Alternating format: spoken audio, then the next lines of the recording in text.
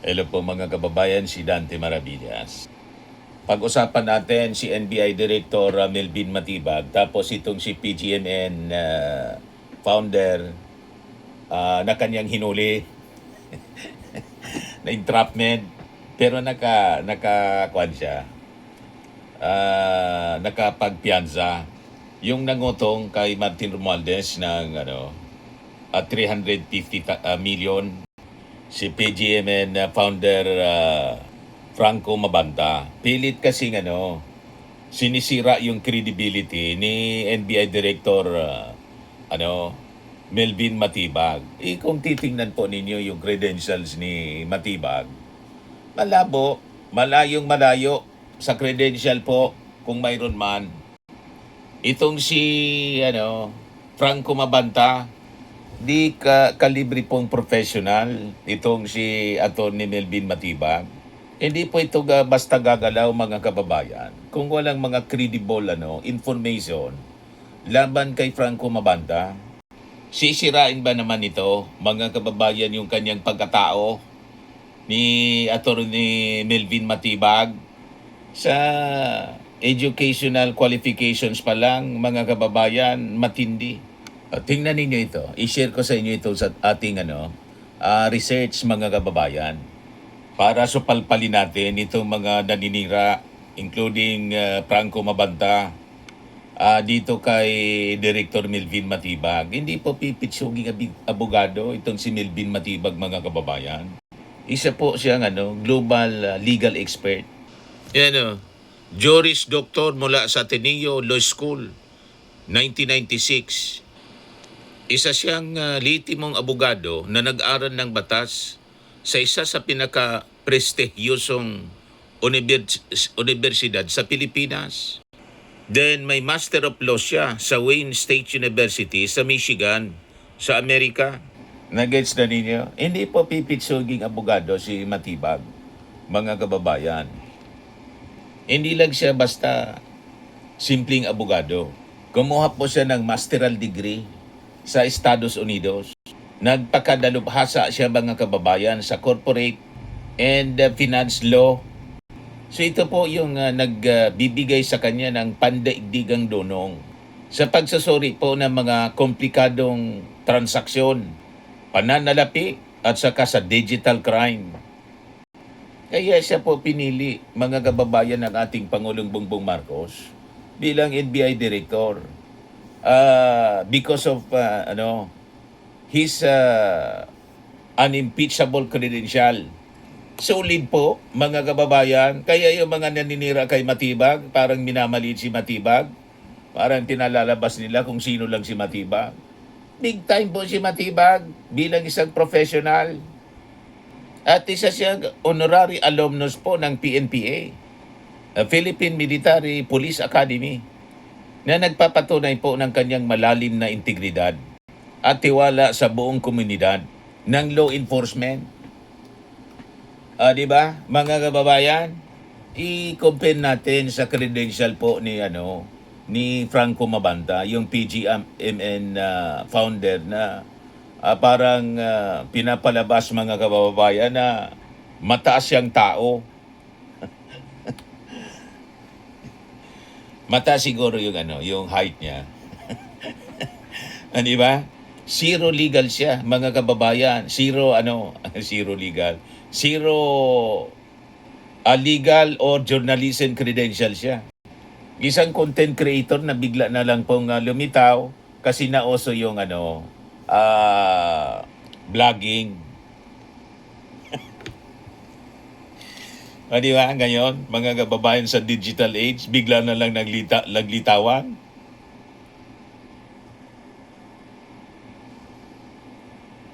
May lumabas. Naharang yung camera. So may formal din na mga kababayan, may formal man na pinag-aralan si Mabanta sa communications.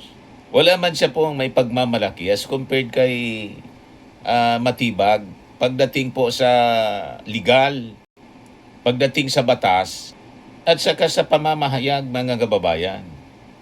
Si Matibag, dati po siyang dati siyang columnist Sa Tribune yata yun kung hindi ako na nagkakamali. Mainstream. Tama. Before siyang na-appoint mga kababayan, bilang NBI Director, naging siyang columnist sa Philippine Tribune. Siya itong si Franco Mabanda.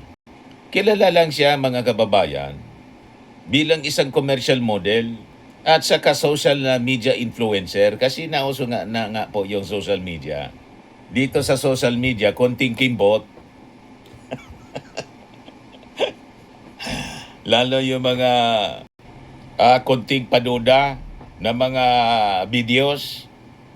Pag gumawa ka ng mga video mga kababayan na may paduda, viral agad. Yung mga clickbait na style, doon sila magaling.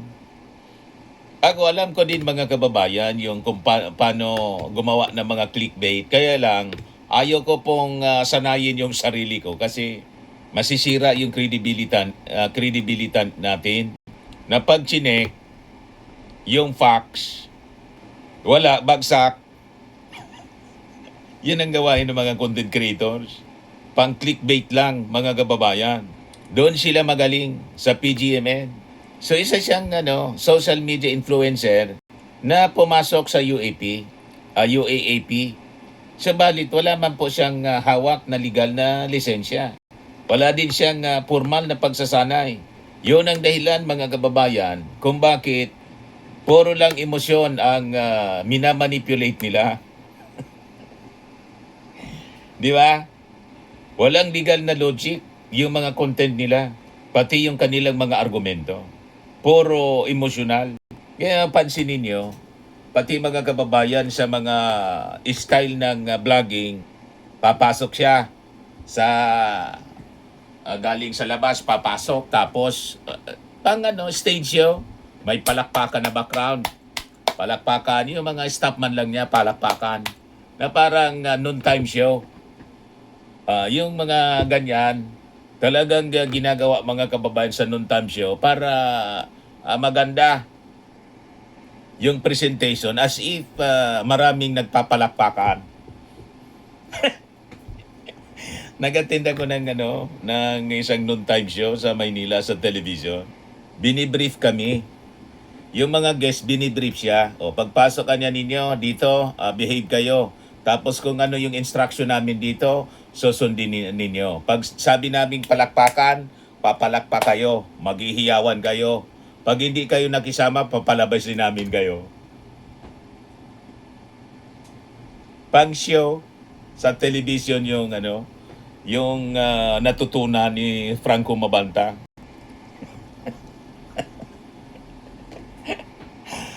Di ba, mga kababayan? So ang tanging alam niya, maruming laro, manipulasyon ng emosyon ng audience niya at magpanggap na isa siyang mataas na tao sa social media para para mapagtakpan mga kababayan ang kanyang kawalan ng tunay na kakayahan. Dumikit lang sa mga kilalang tao. Yun pala yung intensyon nila sa kakadikit sa mga matataas na tao.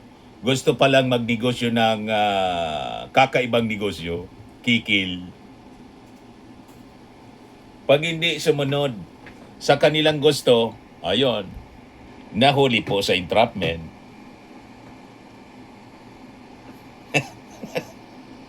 Di ba, mga kababayan? Pero si Director Melvin Matibag, kita naman po ninyo ang kanyang naging achievement sa a very short period of time. As NBI Director, achiever siya. Talagang nag-deliver siya mga kababayan. Bilang NBI Director mga kababayan, pinatunayan niya na talagang gumagalaw ang ahensya gamit yung kamay ng batas. At nag-deliver siya ng tunay na resulta bilang Director ng NBI. So ilan lamang sa mga nagawa nito, achievement ng bagong NBI Director, yung matagumpay na raid sa Blue Hotel ni Mike Defensor. Pinakita po ni Matibag na walang sacred cows sa ilalim po ng kanyang pamumuno. So sinalakay po yung Blue Hotel, saka yung Chicago nightclub sa Pasig City. Mga establishment na kontrolado at pagmamayari ng pamilya po ni dating Congressman Mike Defensor. yan ang magaling na NBI director. Wala po siyang sinisino. At sinagip yung mga biktima ng alleged sex trafficking. Umabot po sa 54 alleged victims ng sexual exploitation na nagresulta po sa pagsampa ng mabigat na kaso laban sa asawa at anak ni Mike Defensor. Alam na ninyo po yung kwento nito, di ba? At pagtukis dito sa mga alleged paid witnesses, hindi po natakot si Matibag na isumpena po itong si Mike Defensor para pilitin itong magpaliwanag dito sa alleged bribery ng 5 million pesos bawat itong mga marites na tinawag na kargador, nang sabi sa ulat na nakarating kay Matibag, binayaran para gamitin ng mga witnesses para sa damage control sa issue ng flood control. At dito po sa pagbuwag ng extortion scheme ni Franco Mabanta mismo, kung saan si Franco Mabanta mismo ang ilalim sa entrapment operation. Yung pangingikil po kay Martin Romualdez. Di ba? So matagumpay po na pinamunuan ng NBI ang entrapment operation sa Villa Verde Country Club, kung saan nahuli sa akto itong si Franco Mabanta. Bitbit ng National Bureau of Investigation yung Mark Budol money na nagkakalaga ng 75 million pesos. May video ng operasyon at cyber warrant mula sa korte mga kababayan para halughugin yung mga gadgets ng grupo. So ang Benhur Abalos mga kababayan na kalibre nitong si NBI Director Matibag, pag sinuri natin, malayo masyado as compared doon sa pinagmamalaki ni Mabanta na kanyang background, yung kanyang estado. So ang pamamahala mga kababayan sa NBI ni Director Matibag at DILG, dating DILG Secretary Benhur Abalos, ay nagpapakita mga kababayan kung ano ang ibig sabihin ng tunay na liderato na may alam sa batas at may napatunayang resulta. Kabaliktaran po yan ng mga ingay lang na ginagawa ni Mabanta ngayon sa kanyang social media page. So katulad ni Abalos, itong si Matibag ay isa pong mahusay na Atenean lawyer na may malalim na pundasyon sa batas. Sa kanilang panunungkulan mga kababayan, pinatunayan nila ng hustisya ay nakukuha sa pamamagitan po ng legal na proseso. Tamang legal na proseso mga kababayan. Malaking operasyon laban sa sindikato ng droga at pananatili ng kaayusan na may konkreto pong ebidensya. Sila yung humuhuli ng mga hard-to-catch personalities, yung mga mailap masyado sa batas, mga mapandinlang na mga personalities na ang akala nila hindi sila maabot ng batas. Ganon.